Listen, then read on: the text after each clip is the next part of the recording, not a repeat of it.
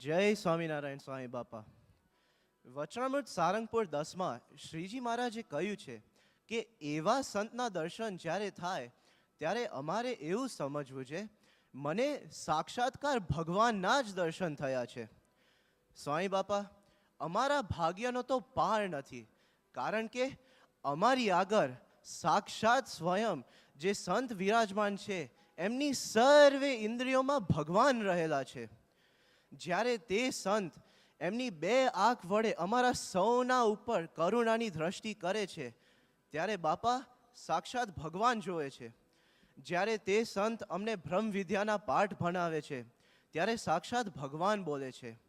જ્યારે તે સંત એમના બે હાથ ઊંચા કરીને અમને સૌને આશીર્વાદ આપે છે ત્યારે સાક્ષાત ભગવાન આશીર્વાદ આપે છે. અને બાપા,